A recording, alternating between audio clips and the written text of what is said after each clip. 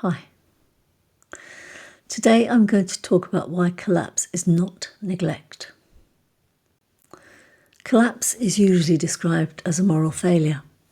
Someone stopping caring, someone dropped the ball, someone was negligent. That story is emotionally satisfying, but it's also wrong.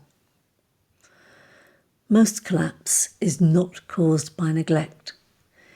It's caused by the removal of suppression. For a long time, something in the system will have been absorbing the strain that was never meant to be absorbed by one person.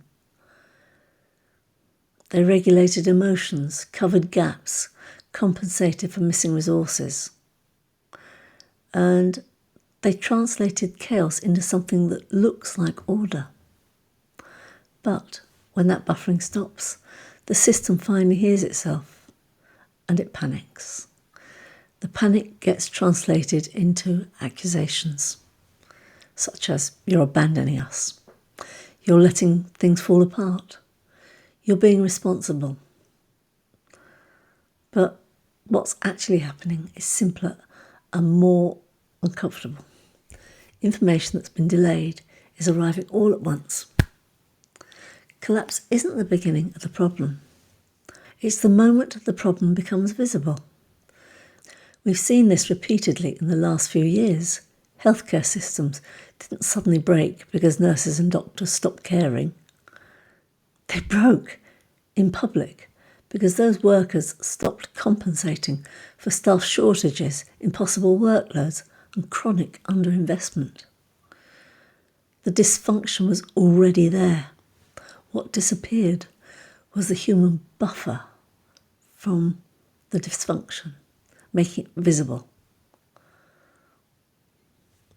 Spinoza would say that this confusion was predictable. Persistence is not virtue, it's necessity expressing itself. But when persistence is rewarded, it becomes moralised. Endurance turns into goodness. Exhaustion becomes evidence of care. So when the exhausted person stops, the system experiences it as betrayal. Not because it was betrayal, but because it was dependent. So here's a harder idea. Some systems require breakdown to reorganise. Complex systems don't adapt through comfort. They adapt through friction. When every disturbance is smoothed over, the system never learns. It never updates its rules. It never confronts its limits. Constant interference keeps the structure frozen. Breakdown supplies information. Shock exposes weak points.